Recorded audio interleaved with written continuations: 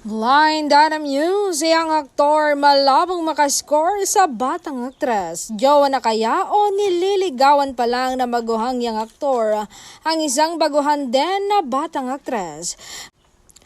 Madalas kasi silang nakikita na magkasama sa isang sikat at sosyal na mall sa bandang South.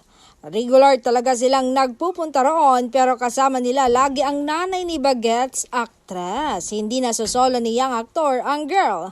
Bantay sarado talaga ito ng kanyang mami. At kung sakaling jowa na ni yang aktor si yang aktres ay malabo siyang makakaskor rito. Sino si yang aktres? Mula siya sa angka ng mga artista, while si yang aktor naman ang mami niya ay dating artista. Ala, Sinich Itay.